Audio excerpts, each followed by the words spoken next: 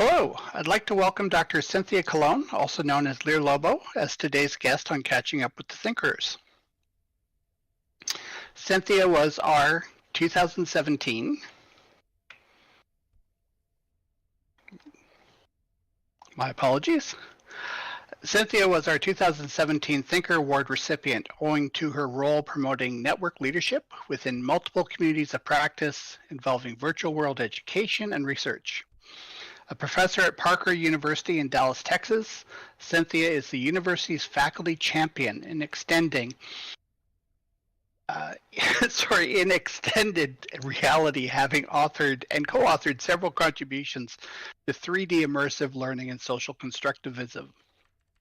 In addition to helping lead educational networking opportunities, such as the Open Simulators Community Conference, Cynthia actively conducts research at Virtual Harmony, a community devoted to learning, leadership, and character strengths through 3D games and simulations.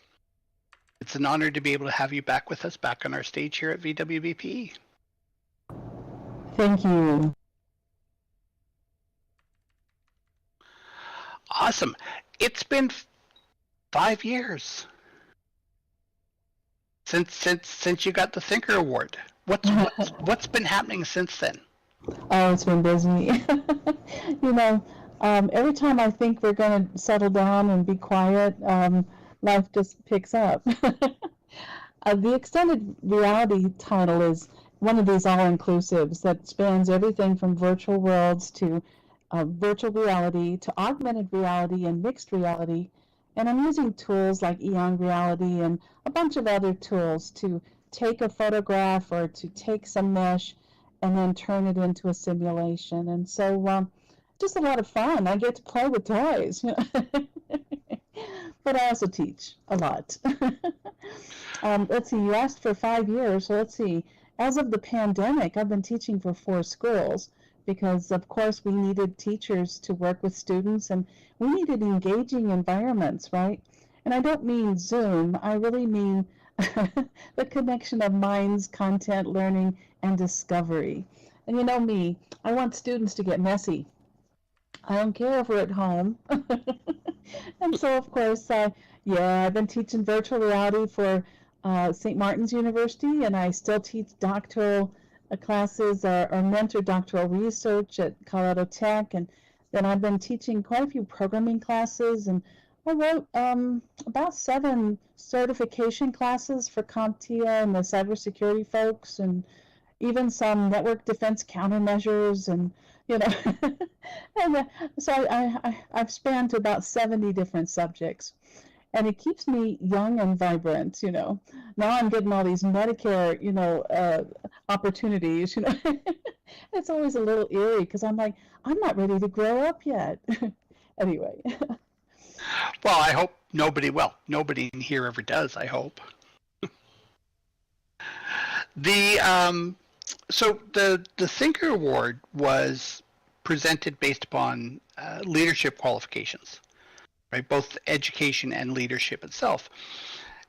And a lot of things, focus in there with regards to building community, building network, new connections between different groups.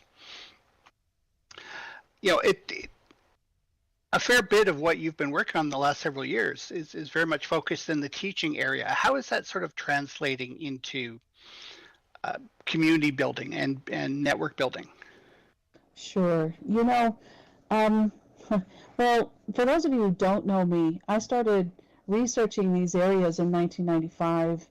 And so to me, leadership is taking the initiative, exploring, taking a few risks, right? Trying things out, and then of course running experiments and understanding where we're going. Now, during this last 5 years, we wrote a paper for a values-based leadership journal, thinking about shared leadership and different forms of leadership and how we embrace those in our designs. So we don't think about content as artwork or even games. We think about it as experiences, as people having these emotional intelligence kinds of moments, their collective wisdom coming together and students being empowered. So, We did a series of survival games where we crash land in the Arctic and then say, you didn't put your coat on before you flew. And now you have 20 items and you have to figure out how you're going to survive as long as possible till help comes. And so we put people in these awkward situations and think about different approaches to how leaders emerge and how we can strengthen that kind of experience. And what I would like to say, I guess from my writers' workshops, the unlikely hero. I'm the unlikely hero. Many don't realize this, but I'm painfully shy, right? So this is the hardest thing I've done in the last few years is get on this stage and talk about me. Now that sounds weird, doesn't it? But and it's because content is easy. Content speaks for itself. Teaching is easy because you role play. I role play that I'm someone who's just fascinated with learning. And it's a lifelong learning quest. And I know people don't like that buzzword, but you know what I'm saying? I am a lifelong learner.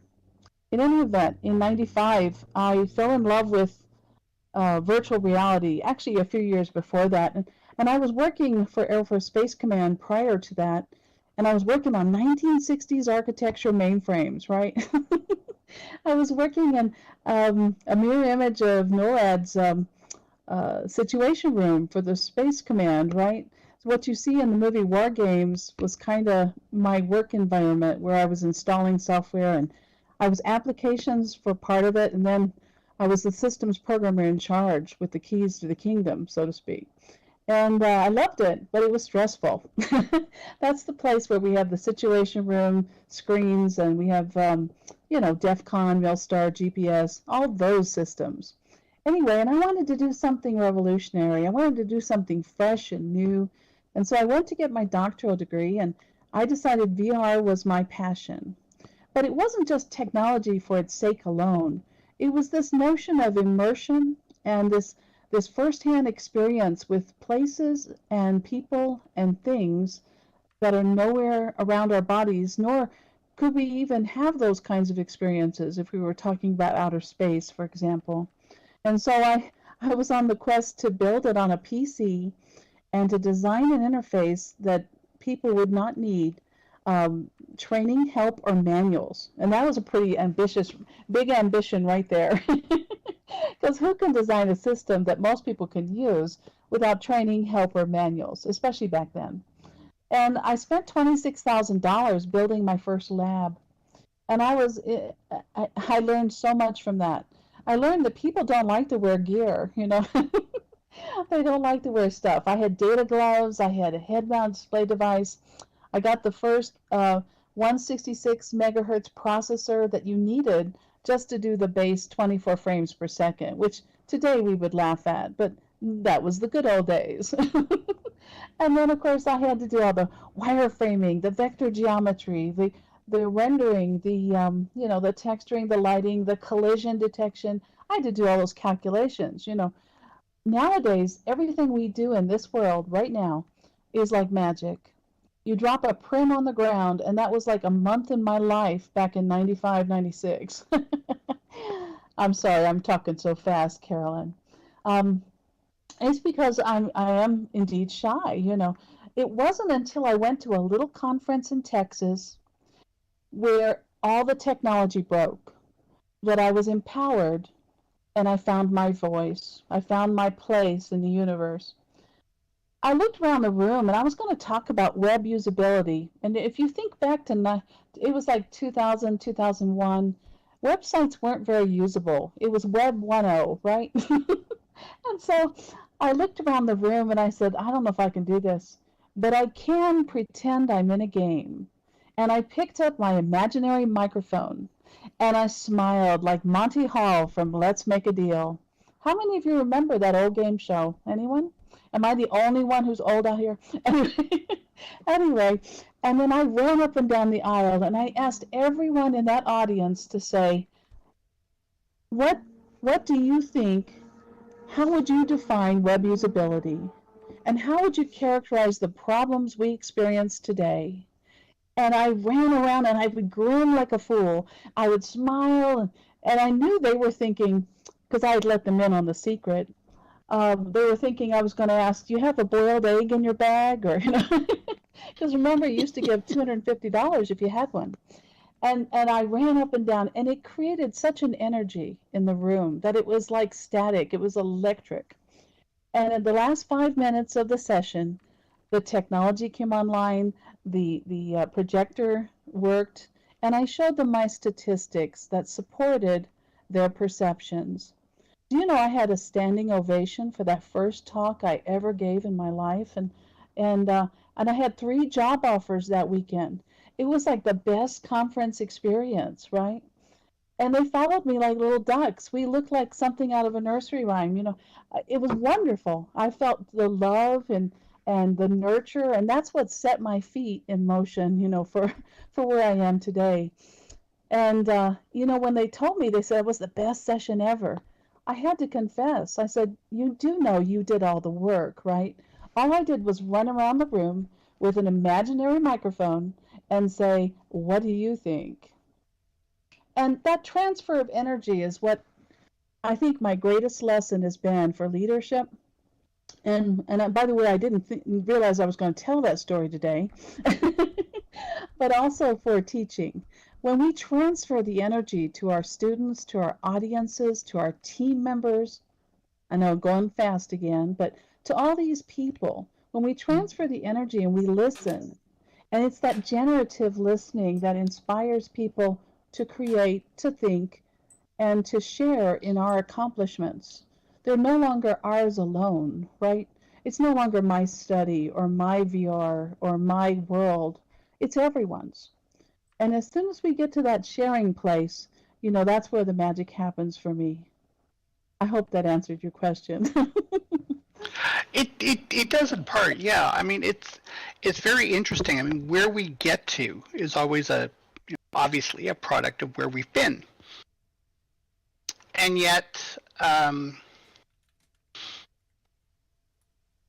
a number of cases, it's sometimes we find things. We take a left instead of a right, and then all of a sudden we find ourselves at a place that we never really expected.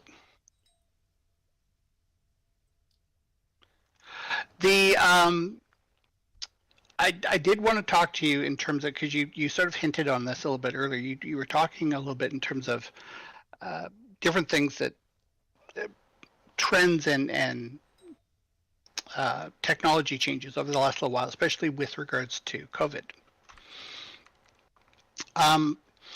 So how are you? I apologize. I'm stumbling over my own words here. I do apologize for this. But the last couple of years, especially with COVID, how are you finding that sort of impacted on your teaching, since it's been a huge part of what you've been doing the last couple of years? That's interesting. And I know I just typed that COVID was empowering for me. That sounds a little sad, doesn't it? But what I really mean is that, I noticed that we were in trouble in late 2019. I just happened to catch some tweets about some of the calamities that were happening in China, and in Wuhan in particular, from the poor gentleman who succumbed to it. And then I happened to notice when the Johns Hopkins University, when their dashboard first came online, and then I grabbed all of the data because I was teaching business intelligence and data analytics, and I am obsessive compulsive. I think we need to say that. And so anything I do, I jump into the deep end of the pool very quickly. And so I started worrying about the world long before anyone else was really talking about it. And I said, we're in trouble. And so by early January, I already had my masks and my kit, and I'd already dug in, and then I thought, what can I do to help strengthen our world? And I gave a little talk for the nonprofit commons, and of course I was using the humorous wash your hands theme, but I was really thinking about the energy we all bring to every experience, including learning, and how when we gather with learners, we want our students to not feel fearful, right? We want them, Maslow's hierarchy of needs, when we think through the first space, which is your home life, your shelter, your family, the second space, which is your work, your school, the things that feed your spirit in the sense of giving you your life additional meaning, right? Productivity. And then the third space, the social space.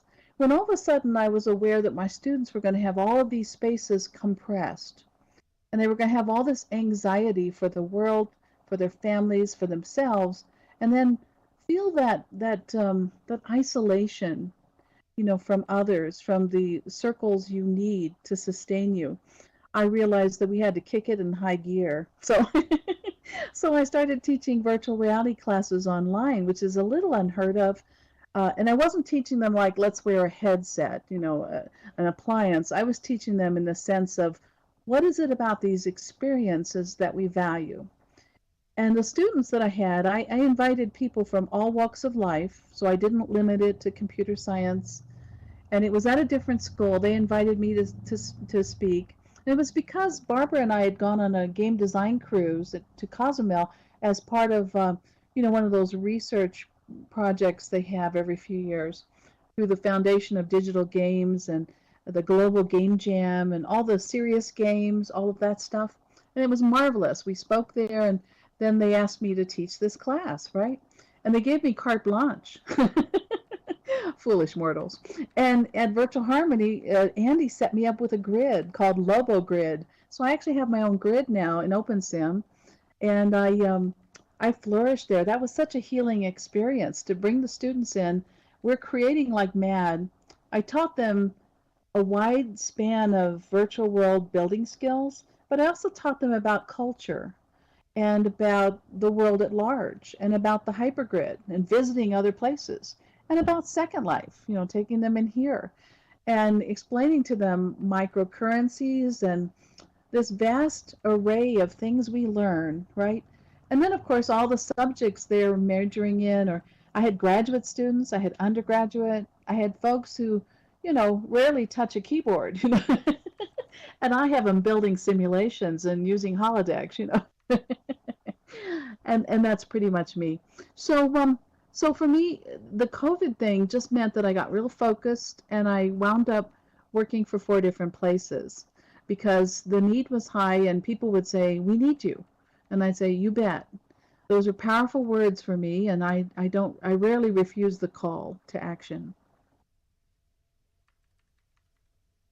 You mentioned a couple of interesting things there. One, and I want to go back on a couple of them. One of the questions that you asked your students was, where do you see value here? Where are you experiencing value? But what were some of their responses to that? Well, and they were very vocal because I did ask that quite a few times. I invited them also to do exhibits here and presentations here. They were a little shy of that, which surprised me greatly considering how comfortable they were in the virtual world. But they felt that it was their world, their space. And I gave them free rein. I didn't limit their prim counts, or I gave them tons of textures and materials. I walked them through all the things I learned the first year I was in World. And you have to realize I took a 5.5-week vacation in 2006, and I spent it in Second Life, around the clock.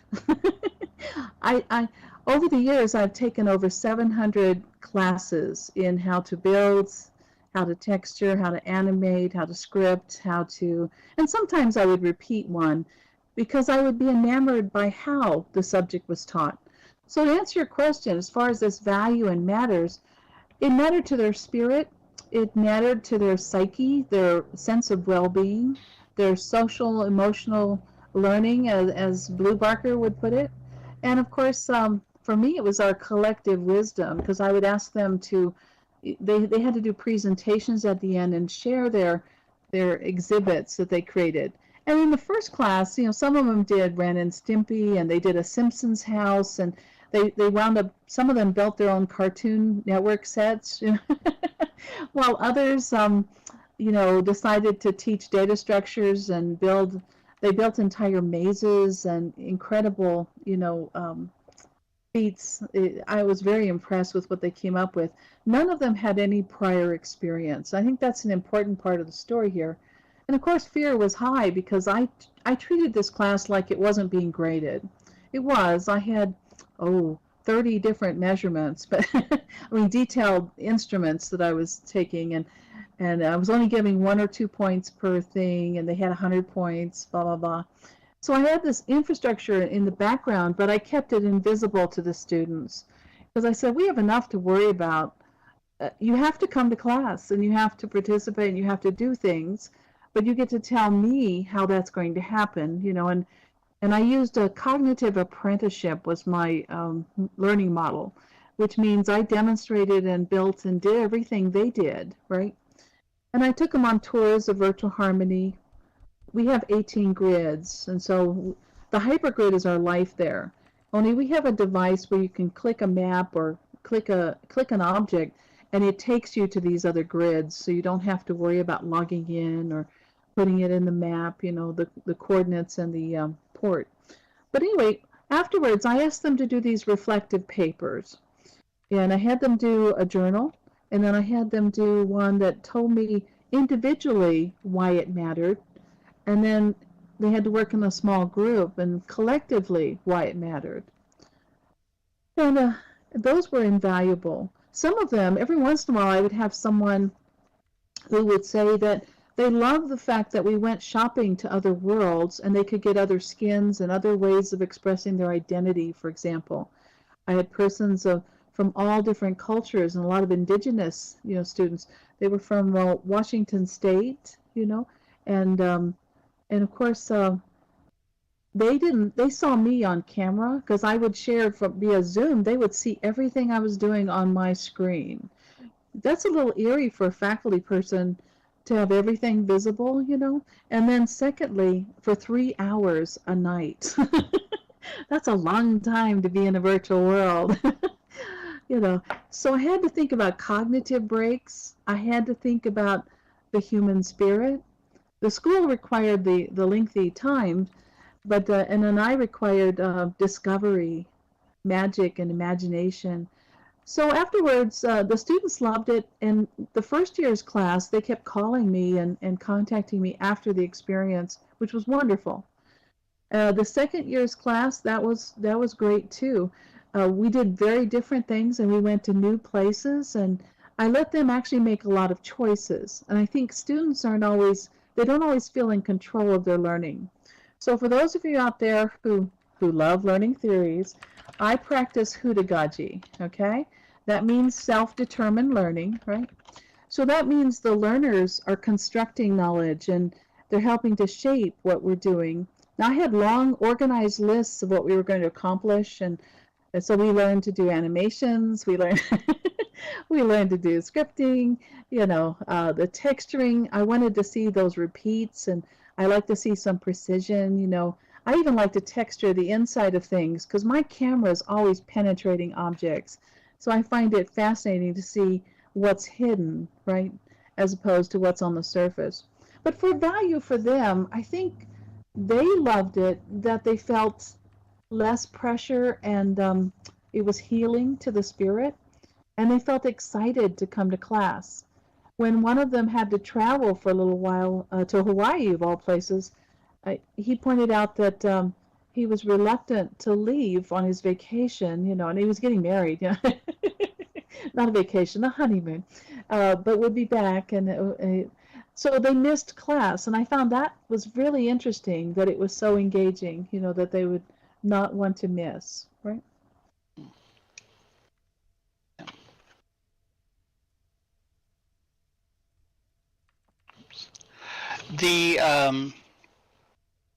You also brought up the concept of immersion, and while a lot of this stuff is in terms of bringing students in here, right, obviously does focus on immersion, there are certain qualities of immersion that tend to help drive that type of connection people tend to experience when they come into an environment like this.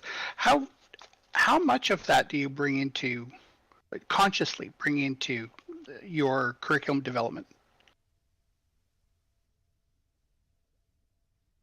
That's a good question. Yeah, I don't think of it self-consciously, if that's what you're meaning. What I do is I have a lot of resources, materials, and an inquisitive nature. What can we do with this? I, of course, have a lot of structure underneath it all, but I'm also flexible and open to where we're going, what we're doing, what the students need.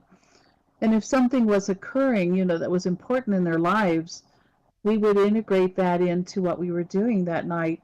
You know, so to me, immersion is the fact that it feels natural and that you're so engrossed in what you're doing that you're not aware of time.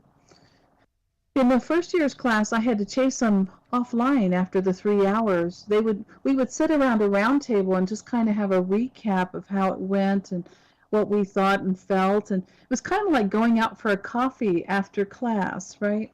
Remember those old experiences when we were all first in college and and have that sense of community. And no, I didn't cross over boundaries. And people always worry, are you fraternizing with your students? No, I did allow them to call me Lyr instead of Dr. C, although many of them would call me Dr. C. And I did respect their identities, because they would name themselves, according to how they felt. Every once in a while, one of them would want to change their name, their identity. And so I have a lot of structure and goals that I want to accomplish, but how we get there can have many different pathways, and I'm always open to that. I think that's what's important. Now, I am project-oriented, just so you know, so I like to see an accomplishment each day, an aha moment, and then I would have them learn to set their permissions. They had to give me a copy of all their work every day, share it with me. And then I would gently, advise them that if we don't set our permissions, we can't collaborate. I can't work with your content if you don't make it possible for me to see it, little things like that. So we gently reinforce the principles of collaborative behavior, which are a little different in a virtual world. But you know me, I'm all about collaboration, and I work with a strong team.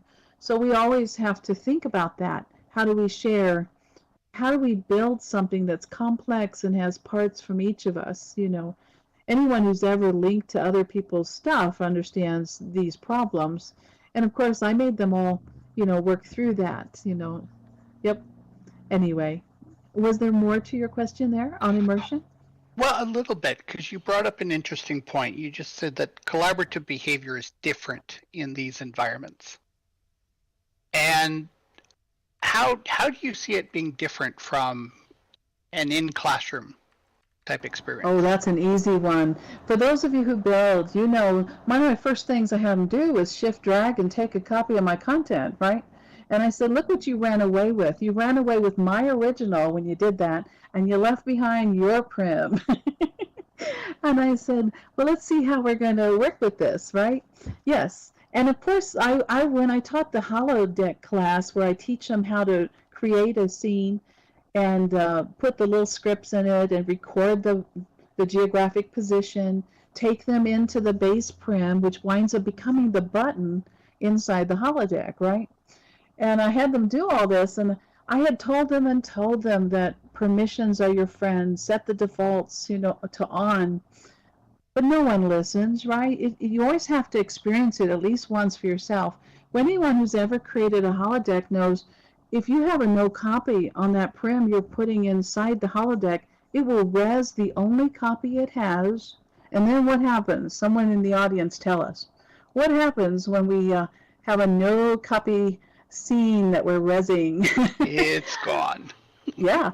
The scene reses, and then when you say clear or activate the delete, bam, your original work is gone. Now you and I know we have a copy in our inventory because the inventory is our friend, but the students didn't know this, and you should have seen their faces. And of course, I guess I have a mean streak, but I think experience is the best teacher, and these worlds give us a safe place to have these experiences. They just loved it, yeah.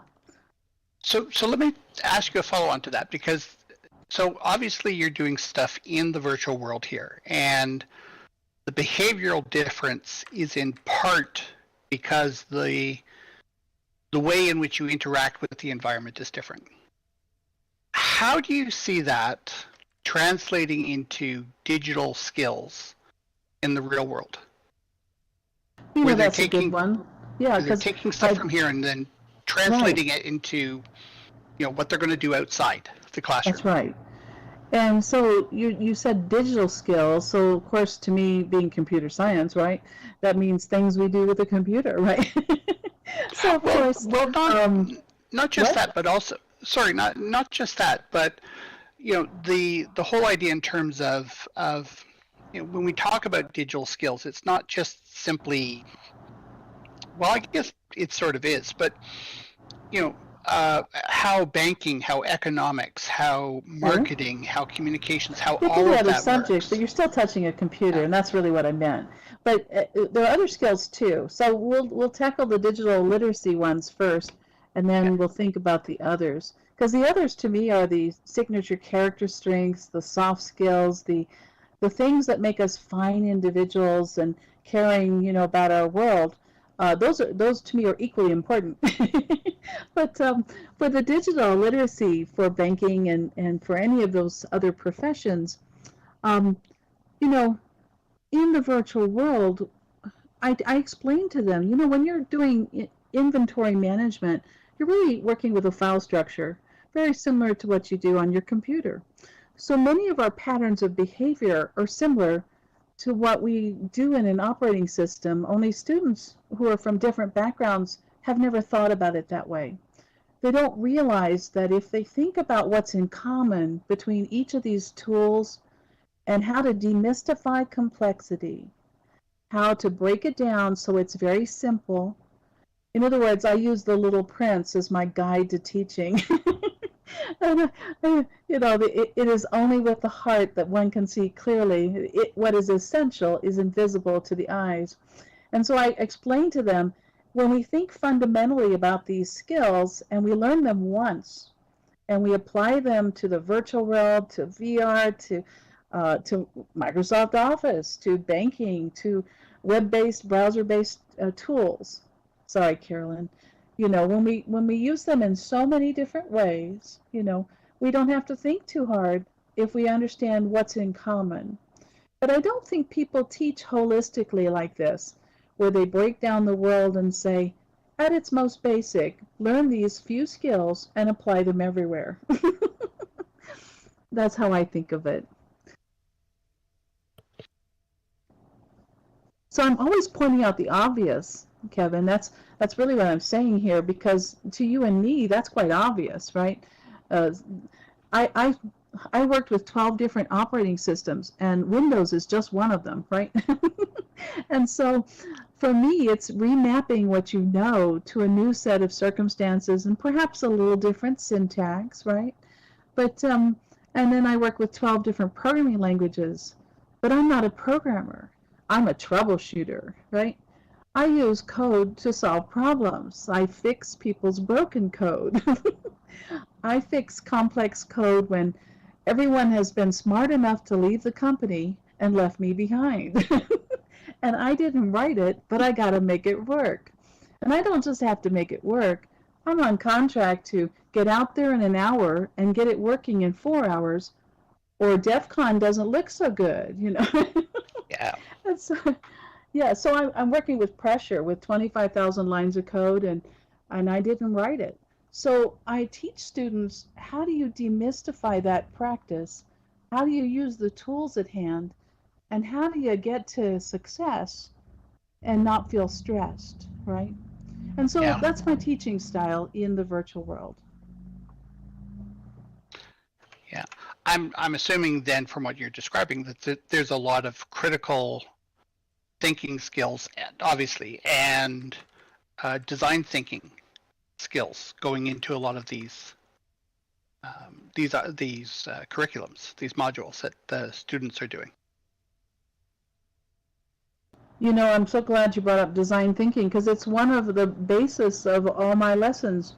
We base it on Tim Brown's wonderful article in the Harvard Business Review on design thinking, and then we came up with our own model, and we run a little design studio.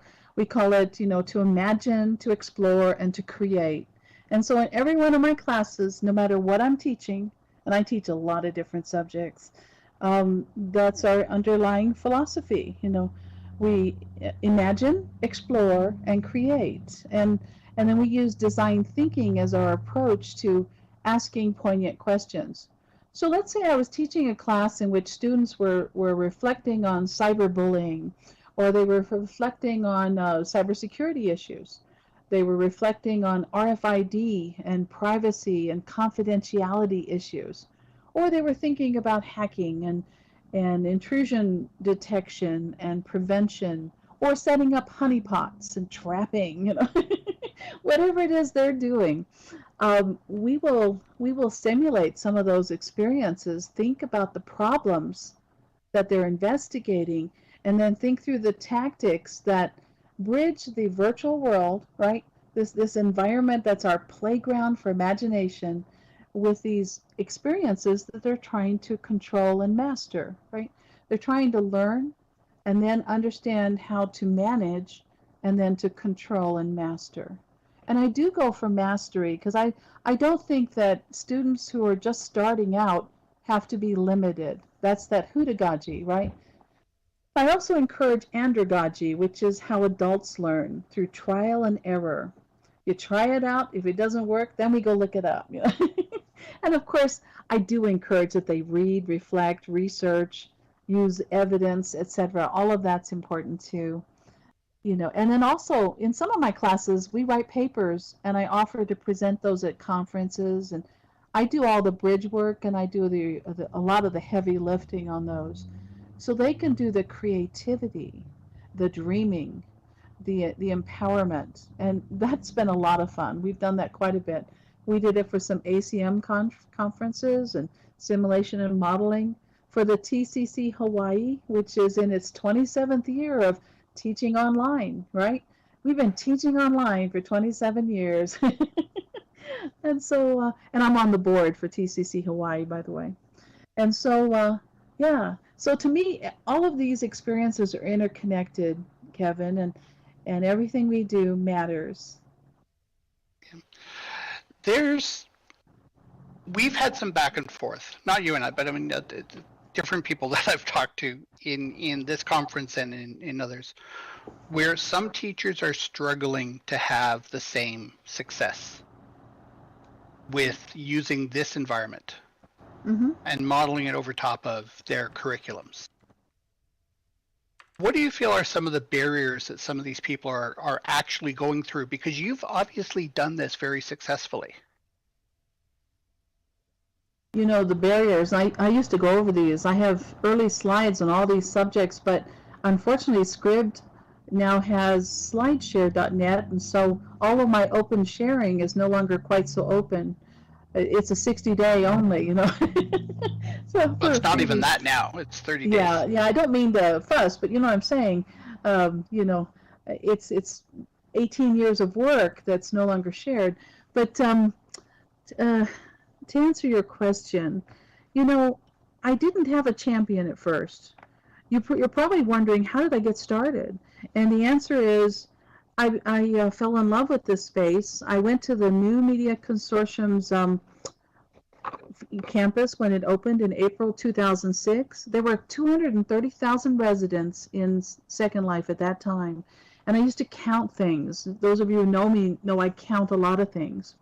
And this is my 331st talk, or 32nd talk, for example. But in any event, I met Electric Sheep, and I met Corey Ito and her boyfriend and Narmitor Pendragon, who had scripted all the stuff on the NMC campus site. And I fell in love with these skills and the empowerment.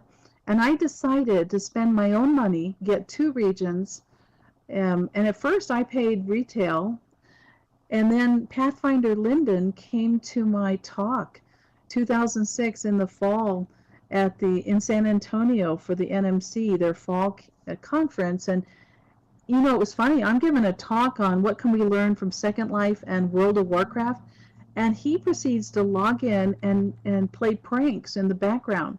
So as people are watching the live screen on the wall, with me logged in and demonstrating holodecks and all this stuff, he's busy as Black Mage, right, from Penny Arcade, Black Mage, one of his characters, and he's playing all kinds of pranks and having fun, and we just had a blast.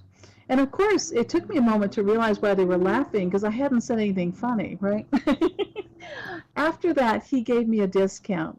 So I got the half price educational rate, and then I continued to teach and work. And what I did was I couldn't require coming into this world. So what I'd say is, I'm going to make it fun, and I'm going to be here, and I will be here and help you with all of your work.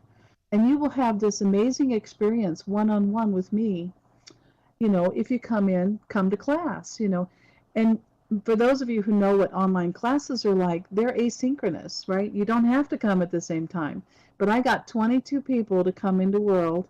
There's always one who can't make it at that time. But the rest of them, I got them all to come. And then we just built and explored, and we had an amazing time. Now, there are dark sides. This is for Myron Curtis and the gang who were talking about cybersecurity. I had shared one of my chat bots for the Pandora bots and was teaching the students how to use those for research. And I had told them, when you use mine, don't put them within 20 meters of each other, right? Because back then, they talked in the local chat and they would have crosstalk. How many of you know what crosstalk is? Well, that's when your prims get a life without you and they misbehave and they start talking faster and faster, and they keep sending far too many requests to the nice website, and they bring it down to its knees. And of course, I lost my account. I got banned as a hacker because I let my students use my scripts, right? And with my example on it. They got excited. They went away for the weekend and they left all these prims, all these chatbots too close together. So I've learned things. I've learned that it helps to have a champion, but when you don't, it helps to be flexible, to be tolerant, to laugh well and often, right? Gotta laugh. Things are not going to always be perfect. We're sometimes going to have to discover things together. And so I had to learn to shift some of that ego, that need to be always in charge and looking great, looking fantastic. No. I'm more like the archaeologist who's down in the dig with the students, right? Getting messy. And then when griefers show up, I learned very quickly how to get rid of malcontents, how to deal. I taught my students self-defense, how to derender. If something offends you, derender. Block.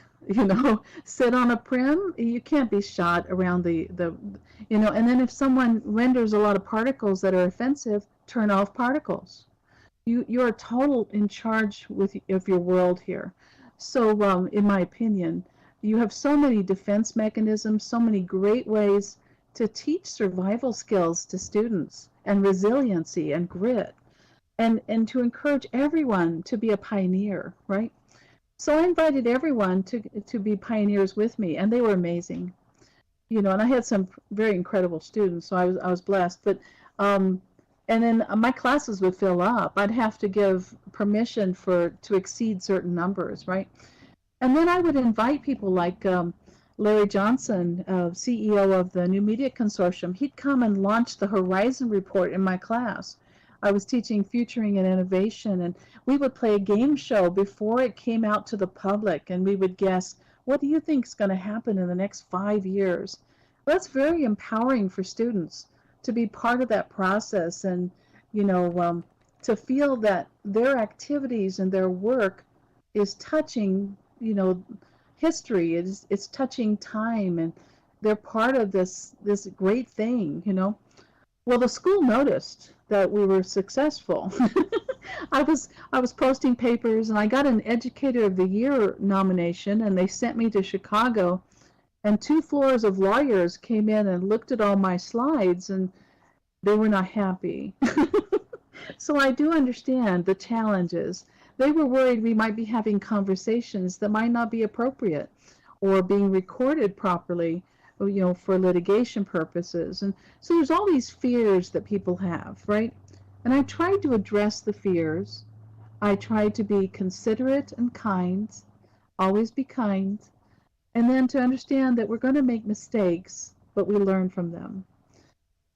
it worked out really well. And then I wound up launching a degree program that featured these kinds of worlds, the emerging media doctoral programs. And I did it for management and for computer science because I needed thinkers in all kinds of disciplines.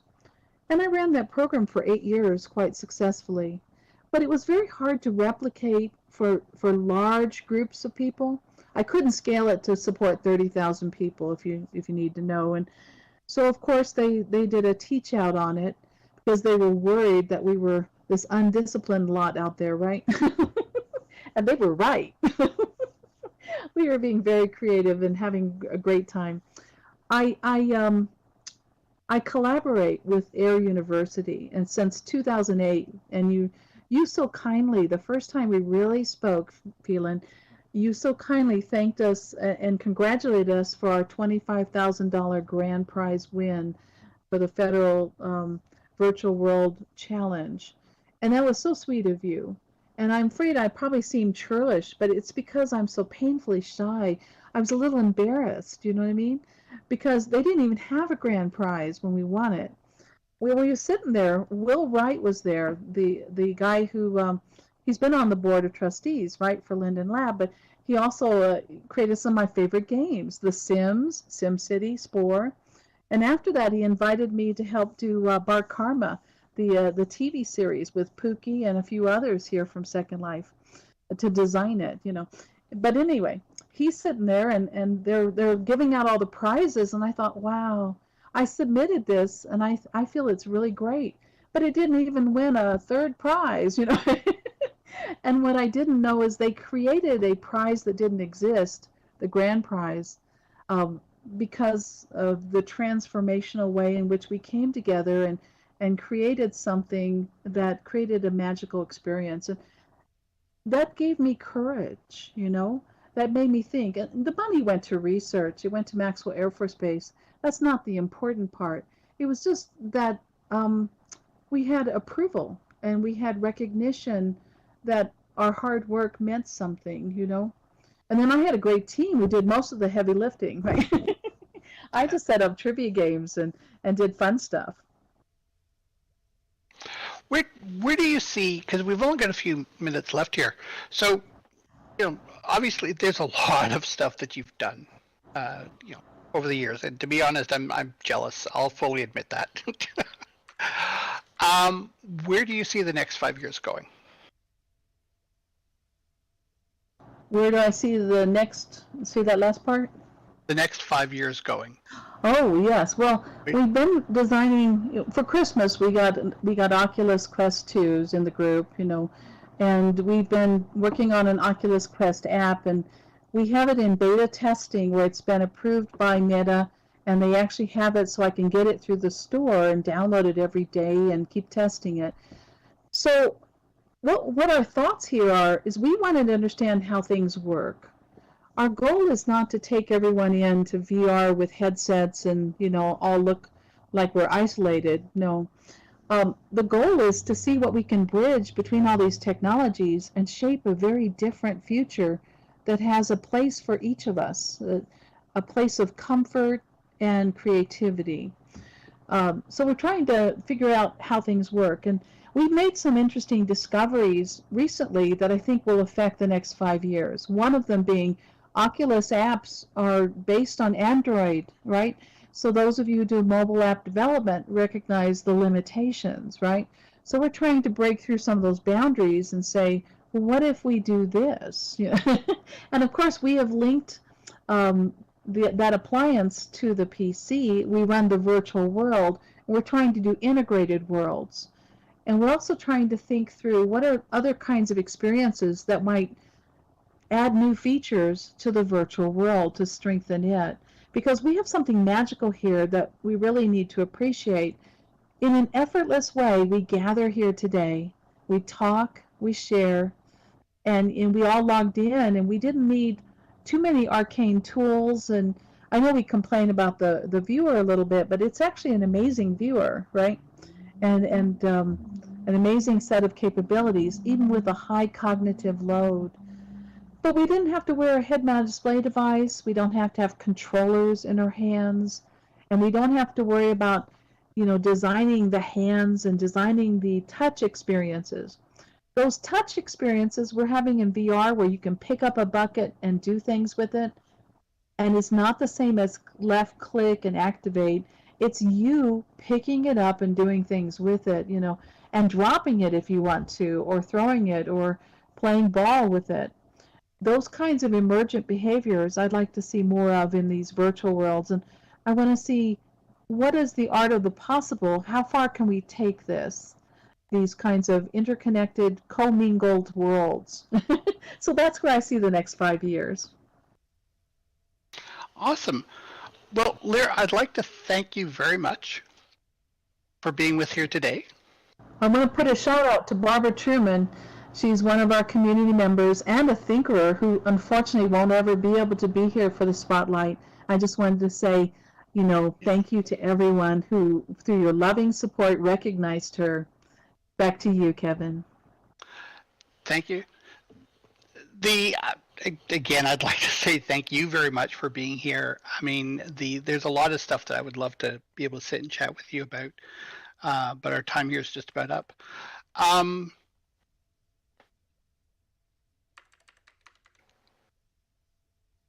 And I'm trying to, how you get to that point where it's sort of like, you're sort of at the end of the time and you're trying to figure out, okay, where do we go next? Lyr, it's been wonderful having you here. I think there's a lot of stuff that you mentioned that I think a lot of people are going to be able to take away and apply to their courses and their work with their students.